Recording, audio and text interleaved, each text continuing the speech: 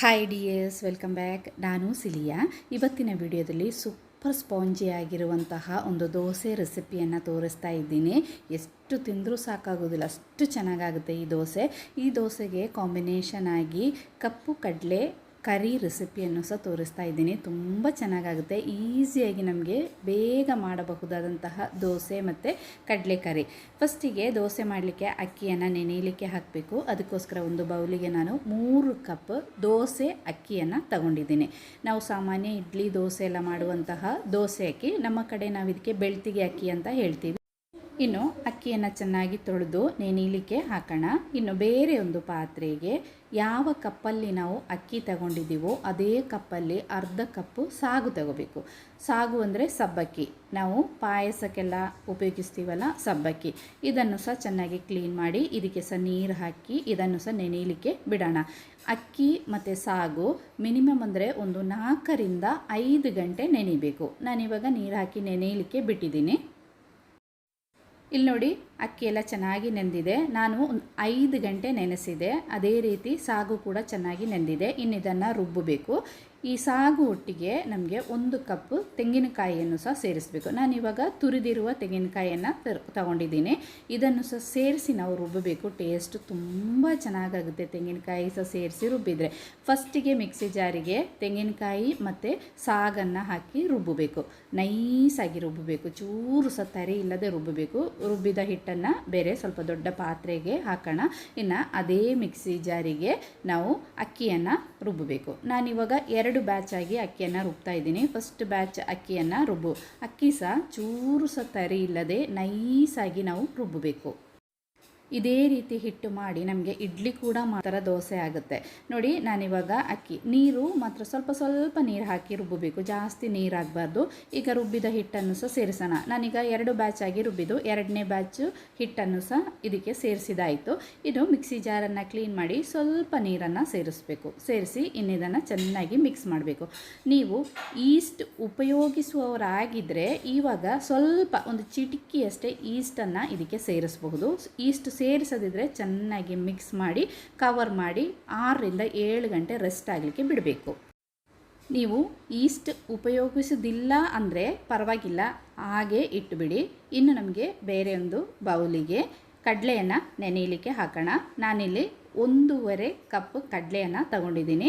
ನಮ್ಮದು ಹಿಟ್ಟು ಉಬ್ಬುವ ಆ ಟೈಮು ಸಾಕು, ನಮಗೆ ಕಡಲೆ ಸಹ ಚೆನ್ನಾಗಿ ನೆಂದು ಬರುತ್ತೆ. ನಾನಿವಾಗ ಬೆಳಿಗ್ಗೆ ತಿಂಡಿಗೆ ರಾತ್ರಿ ಇದನ್ನೆಲ್ಲ ರೆಡಿ ಮಾಡ್ತಾ ಇದ್ದೀನಿ. ಹಿಟ್ಟು ರುಬ್ಬಿ ಇಟ್ಟಿದ್ದಾಯಿತು, ಕಡಲೆಯನ್ನು ಸಹ ನೆನೆಯಲಿಕ್ಕೆ ಇಟ್ಟಿದ್ದೀನಿ. ಇಲ್ಲಿ ನೋಡಿ, ಬೆಳಿಗ್ಗೆ ಆಗುವಾಗ ಹಿಟ್ಟೆಲ್ಲ ಚೆನ್ನಾಗಿ ಸಾಫ್ಟ್ ಆಗಿದೆ. ನೀವು ಈಸ್ಟ್ ಹಾಕಿದ್ದಿದ್ರೆ ಇನ್ನು ಸ್ವಲ್ಪ ಉಬ್ಬಿ ಬಂದಿರುತ್ತೆ. ಈಸ್ಟ್ ಹಾಕಿರಲಿಲ್ಲಲ್ಲ ನಾವು, ಅದಕ್ಕೋಸ್ಕರ ಬೆಳಿಗ್ಗೆ ಹಿಟ್ಟಿಗೆ ಸ್ವಲ್ಪ ಅಡುಗೆ ಸೋಡಾವನ್ನು ಸೇರಿಸಬೇಕು. ಒಂದು ಪಾತ್ರೆಗೆ ಸ್ವಲ್ಪ ಅಡುಗೆ ಸೋಡಾ, ಒಂದು 1/4 ಚಮಚದಷ್ಟು ಅಡುಗೆ ಸೋಡಾ ತಗೊಂಡಿದ್ದೀನಿ. ಅದಕ್ಕೆ ಸ್ವಲ್ಪ ಬಿಸಿ ನೀರನ್ನು ಹಾಕಿ ಮಿಕ್ಸ್ ಮಾಡಿ ಇದನ್ನು ಹಿಟ್ಟಿಗೆ ಸೇರಿಸಿ ಮಿಕ್ಸ್ ಮಾಡಬೇಕು. ನೀವು ಈಸ್ಟ್ ಸೇರಿಸಿದಿದ್ರೆ ಈಸ್ಟ್ ಮತ್ತು ಸ್ವಲ್ಪ ಸಕ್ಕರೆಯನ್ನು ಸಹ ಸೇರಿಸಬೇಕು. ಇನ್ನು ನಮ್ಮದು ಹಿಟ್ಟಿಗೆ ರುಚಿಗೆ ತಕ್ಕಷ್ಟು ಉಪ್ಪು ಮತ್ತು ಸೋಡಾ ಚೆನ್ನಾಗಿ ಆ್ಯಕ್ಟಿವ್ ಆಗಲಿಕ್ಕೆ ಅದರೊಟ್ಟಿಗೆ ಸ್ವಲ್ಪ ಸಕ್ಕರೆಯನ್ನು ಸಹ ಸೇರಿಸಬೇಕು. ನಾನಿಲ್ಲಿ ರುಚಿಗೆ ತಕ್ಕಷ್ಟು ಉಪ್ಪು ಸೇರಿಸಿದ್ದೀನಿ. ಅದರೊಟ್ಟಿಗೆ 1 ಚಮಚ ಸಕ್ಕರೆಯನ್ನು ಸಹ ಸೇರಿಸ್ತಾ ಇದ್ದೀನಿ. ನೀವು ಈಸ್ಟ್ ಸೇರಿಸುವಾಗಲೂ ಸಕ್ಕರೆಯನ್ನು ಸೇರಿಸಬೇಕು. ಸೋಡಾದೊಟ್ಟಿಗೂ ಸಹ ಸ್ವಲ್ಪ ಸಕ್ಕರೆ ಸೇರಿಸಿದರೆ ಚೆನ್ನಾಗಿ ಅದು ಆ್ಯಕ್ಟಿವ್ ಆಗೋದು. ಇನ್ನು ಇದನ್ನು ಚೆನ್ನಾಗಿ ಮಿಕ್ಸ್ ಮಾಡಿ ಒಂದು 10 ರಿಂದ 15 ನಿಮಿಷ ಸೈಡಲ್ಲಿ ಬಿಡಬೇಕು. ಆವಾಗ ಇನ್ನೂ ಚೆನ್ನಾಗಿ ಉಬ್ಬಿ ಸಾಫ್ಟ್ ಆಗುತ್ತೆ ನಮ್ಮದು ಹಿಟ್ಟು. ನಾನಿವಾಗ ಮಿಕ್ಸ್ ಮಾಡಿದ್ದಾಯಿತು. ಇದನ್ನು ಮುಚ್ಚಿ ಸೈಡಿಗೆ ಇಡ್ತಾ ಇದ್ದೀನಿ. ಆ ಟೈಮಿಗೆ ನಮಗೆ ಕಡಲೆ ಪದಾರ್ಥ ಕರಿಯನ್ನು ಮಾಡೋಣ. ನಾನಿಲ್ಲಿ ರಾತ್ರಿ ಕಡಲೆಯನ್ನೆಲ್ಲ ನೆನೆಯಲಿಕ್ಕೆ ಹಾಕಿದ್ದೆ ಅಲ್ಲ, ಆ ಕಡಲೆಯನ್ನೆಲ್ಲ ಚೆನ್ನಾಗಿ ಕ್ಲೀನ್ ಮಾಡಿ ಈ ಕಡಲೆಯನ್ನು ನಮಗಿನ್ನು ಒಂದು ಪ್ರೆಷರ್ ಕುಕ್ಕರಿಗೆ ಹಾಕೋಣ. ಅದರೊಟ್ಟಿಗೆ ಸಣ್ಣ ಒಂದು ಪೊಟೆಟೊ ಆಲೂಗಡ್ಡೆಯನ್ನು ಕಟ್ ಮಾಡಿ ಹಾಕಿದ್ದೀನಿ. ಇನ್ನು ಇದಕ್ಕೇ ಒಂದು ಮೀಡಿಯಮ್ ಸೈಜಿದು ಈರುಳ್ಳಿ ಮತ್ತು ಒಂದು 5-6 ಎಸಳು ಬೆಳ್ಳುಳ್ಳಿ, ಹಸಿಮೆಣಸಿನ್ಕಾಯಿ ಮತ್ತು ಶುಂಠಿ ಮತ್ತು ಕರಿಬೇವು ಸೊಪ್ಪು ಇದನ್ನೆಲ್ಲ ಒಟ್ಟಿಗೆ ಹಾಕಿದ್ದೀನಿ. ಹಾಕಿ ಇದಕ್ಕೆ ಬೇಯಲಿಕ್ಕೆ ಬೇಕಾದಷ್ಟು ನೀರನ್ನು ಸೇರಿಸಿ ಇದನ್ನು ನಮಗೆ ಬೇಯಲಿಕ್ಕೆ ಇಡೋಣ. ಒಂದು 4 ರಿಂದ 5 ವಿಸಿಲ್ ಬೇಕಾಗುತ್ತೆ. ಈ ಕಪ್ಪು ಕಡಲೆ ಬೇಯಲಿಕ್ಕೆ ಸ್ವಲ್ಪ ಟೈಮ್ ಬೇಕಾಗುತ್ತೆ. ನೋಡಿ, ನಾನೊಂದು 5 ವಿಸಿಲ್ ಮಾಡಿಸಿದ್ದೀನಿ. ಇವಾಗ ಕಡಲೆ ಎಲ್ಲ ಚೆನ್ನಾಗಿ ಬೆಂದಿದೆ. ಇನ್ನು ಇದಕ್ಕೆ ಒಂದು ಮಸಾಲೆ ರುಬ್ಬಬೇಕು. ಅದರಿಂದ ನಾವು ಬೇಯಿಸಿಟ್ಟಿರುವ ಕಡಲೆಯಿಂದ ಸ್ವಲ್ಪ ಕಡಲೆ ಮತ್ತು ಅದರಲ್ಲಿ ನಾವು ಹಾಕಿದ್ವಲ್ಲ ಬೆಳ್ಳುಳ್ಳಿ ಮತ್ತು ಶುಂಠಿ, ಅದನ್ನೆಲ್ಲ ಸ್ವಲ್ಪ ಈ ಬೇಯಿಸಿರೋ ಕಡಲೆಯಿಂದ ತೆಗಿಬೇಕು. ತೆಗೆದು ಅದನ್ನು ಮಿಕ್ಸಿ ಜಾರಿಗೆ ಹಾಕಿದ್ದೀನಿ. ಶುಂಠಿ ಶುಂಠಿ, ಬೆಳ್ಳುಳ್ಳಿ, ಹಸಿಮೆಣಸಿನ್ಕಾಯಿ ಎಲ್ಲ ಸ್ವಲ್ಪ ಸ್ವಲ್ಪ ಮತ್ತು ಸ್ವಲ್ಪ ಕಡಲೆ. ಇದಕ್ಕೆ ಸ್ವಲ್ಪ ತೆಂಗಿನಕಾಯಿಯನ್ನು ಸಹ ಸೇರಿಸಿ ನೈಸಾಗಿ ಇದನ್ನು ರುಬ್ಬಬೇಕು. ಈ ರುಬ್ಬಿ ಹಾಕಿದರೆ ಕರಿ ತುಂಬ ಟೇಸ್ಟ್ ಆಗುತ್ತೆ.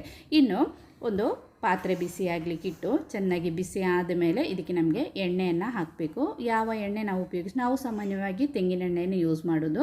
ಇನ್ನು ಎಣ್ಣೆ ಚೆನ್ನಾಗಿ ಬಿಸಿ ಆದಮೇಲೆ ಇದಕ್ಕೆ ಕರಿಬೇವು ಸೊಪ್ಪು ಮತ್ತು ಸಣ್ಣ ಸಣ್ಣ ಕಟ್ ಮಾಡಿರುವಂತಹ ಈರುಳ್ಳಿ, ಅದರೊಟ್ಟಿಗೆ ಸಣ್ಣ ಸಣ್ಣ ಕಟ್ ಮಾಡಿರುವ ಒಂದು ಸಣ್ಣ ಟೊಮೆಟೊ ಹಣ್ಣನ್ನು ಸಹ ಸೇರಿಸಿ ಎಣ್ಣೆಯಲ್ಲೇ ಇದನ್ನು ಚೆನ್ನಾಗಿ ಫ್ರೈ ಮಾಡಬೇಕು.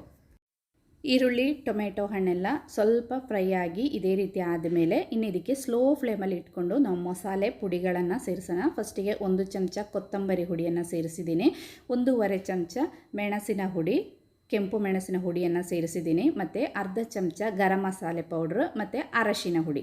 ಇದಿಷ್ಟು ಸೇರಿಸಿ ಚೆನ್ನಾಗಿ ಇದನ್ನು ಫ್ರೈ ಮಾಡಿ ಸ್ಲೋ ಫ್ಲೇಮಲ್ಲಿ ಇಟ್ಕೋಬೇಕು. ಆ ಮಸಾಲೆದು ಹಸಿ ಸ್ಮೆಲ್ಲೆಲ್ಲ ಹೋಗಬೇಕು. ಇನ್ನು ಇದಕ್ಕೆ ನಾವು ಬೇಯಿಸಿ ಇಟ್ಟಿರುವಂತಹ ಕಡಲೆ ಇದೆಯಲ್ಲ, ಕಡಲೆಯನ್ನು ಸೇರಿಸಬೇಕು. ಸೇರಿಸಿ ಆ ಕುಕ್ಕರನ್ನು ಕ್ಲೀನ್ ಮಾಡಿ ಸ್ವಲ್ಪ ನೀರನ್ನು ಸಹ ಇದಕ್ಕೆ ಸೇರಿಸಿ ಚೆನ್ನಾಗಿ ಇದನ್ನು ಮಿಕ್ಸ್ ಮಾಡಬೇಕು. ಇವಾಗ ನಾವು ಕಡಲೆಗೆ ಉಪ್ಪು ಸೇರಿಸಿರಲಿಲ್ಲ, ರುಚಿಗೆ ತಕ್ಕಷ್ಟು ಉಪ್ಪನ್ನು ಸಹ ಸೇರಿಸಬೇಕು. ಸೇರಿಸಿ ಫಸ್ಟಿಗೆ ಇದನ್ನು ಮಿಕ್ಸ್ ಮಾಡಿ ಕುದೀಲಿಕ್ಕೆ ಬಿಡಬೇಕು. ಈ ಕುದೀಲಿಕ್ಕೆ ಸ್ಟಾರ್ಟ್ ಆದ ಮೇಲೆ ನಾವು ರುಬ್ಬಿಟ್ಟಿರುವಂತಹ ಮಸಾಲೆ ಇದೆಯಲ್ಲ, ನಾವು ತೆಂಗಿನಕಾಯಿ ಮತ್ತು ಕಡಲೆಯನ್ನು ಸೇರಿಸಿ ರುಬ್ಬಿದ್ದೀವಲ್ಲ, ಆ ಮಸಾಲೆಯನ್ನು ಇದಕ್ಕೆ ಸೇರಿಸಿ ಚೆನ್ನಾಗಿ ಮಿಕ್ಸ್ ಮಾಡಿ ಇದು ಕುದೀಲಿಕ್ಕೆ ಬಿಡಬೇಕು. ಒಂದು ಸ್ವಲ್ಪ ಜಾಸ್ತಿ ಹೊತ್ತು ಕುದಿಯೋದು ಬೇಡ. ಈ ಥರ ಕುದೀಲಿಕ್ಕೆ ಸ್ಟಾರ್ಟ್ ಆದಾಗ ಇದಕ್ಕೆ ಒಂದು ಸಣ್ಣ ತುಂಡು ಬಟರ್, ನಿಮ್ಮ ಹತ್ರ ಇದ್ದರೆ ಒಂದು ಸಣ್ಣ ತುಂಡು ಬಟರ್ ಮತ್ತು ಇದಕ್ಕೆ ಸ್ವಲ್ಪ ಕಸೂರಿ ಮೇಥಿಯನ್ನು ಕೈಯಲ್ಲಿ ಇದೇ ರೀತಿ ಪುಡಿ ಮಾಡಿ ಹಾಕಿ. ಕಸೂರಿ ಮೇಥಿ ಇಲ್ಲ ಅಂದರೆ ಕೊತ್ತಂಬರಿ ಸೊಪ್ಪು ಹಾಕಿದರೂ ಸಾಕು. ನಮ್ಮದು ಸೂಪರಾಗಿರುವ ಕಡಲೆಕರಿ ರೆಡಿ ಆಯಿತು. ಇಲ್ಲಿ ನೋಡಿ, ನಾವು ದೋಸೆ ಹಿಟ್ಟು ಸಹ ಸೂಪರಾಗಿ ಸಾಫ್ಟಾಗಿದೆ. ಇನ್ನು ನಮಗೆ ದೋಸೆಯನ್ನು ಮಾಡೋಣ. ಇವಾಗ ನಾವು ಬೆಳಿಗ್ಗೆ ಸೋಡಾ ಹುಡಿಯನ್ನು ಹಾಕಿ ಮಿಕ್ಸ್ ಮಾಡಿ ಒಂದು 10-15 ನಿಮಿಷ ಬಿಟ್ಟರೆ ಸ್ವಲ್ಪ ಸಾಫ್ಟ್ ಆಗೋದು ಹಿಟ್ಟು. ಇನ್ನು ನಮ್ಮದು ದೋಸೆ ಕಾವಿ ಬಿಸಿ ಆದಮೇಲೆ ಅದಕ್ಕೆ ಸ್ವಲ್ಪ ಎಣ್ಣೆಯನ್ನು ಸವರಿ. ಈ ದೋಸೆ ಮಾಡುವಾಗ ನಾವು ಜಾಸ್ತಿ ಸ್ಪ್ರೆಡ್ ಮಾಡಿ ದೋಸೆ ಮಾಡಲಿಕ್ಕಿಲ್ಲ. 1 ಅಥವಾ 1.5 ಚಮಚ ಹಿಟ್ಟನ್ನು ಹಾಕಿ ನಾವು ಸ್ಪ್ರೆಡ್ ಮಾಡಲಿಕ್ಕಿಲ್ಲ. ಹೀಗೆ ಒಂದು 2 ಸೆಕೆಂಡ್ ಬಿಡಬೇಕು. ಆಮೇಲೆ ದೋಸೆಯನ್ನು ನಾವು ಮುಚ್ಚಿ ಇಡಬೇಕು. ಮುಚ್ಚಿ ಒಂದು 2 ಅಥವಾ 3 ಸೆಕೆಂಡ್ ಆದ ತಕ್ಷಣ ನಮ್ಮದು ದೋಸೆ ಚೆನ್ನಾಗಿ ಬೆಂದಿರುತ್ತೆ. ಇನ್ನು ಇದನ್ನು ಮಗಚಿ ಹಾಕೋದು ಬೇಡ, ಹೀಗೆ ತೆಗೆದ್ರೆ ಆಯಿತು. ತುಂಬಾ ಸಾಫ್ಟ್ ಅಂದರೆ ಸಾಫ್ಟ್ ಆಗಿರುವಂತಹ ದೋಸೆ ಇಲ್ಲಿ ರೆಡಿ ಆಯಿತು. ಎಷ್ಟು ತಿಂದರೂ ಸಾಕಾಗೋದಿಲ್ಲ, ಅಷ್ಟು ಚೆನ್ನಾಗಾಗುತ್ತೆ ದೋಸೆ. ಒಂದು ಸಾರಿ ಆದರೂ ಇದೇ ರೀತಿ ದೋಸೆಯನ್ನು ಟ್ರೈ ಮಾಡಿ ನೋಡಿ.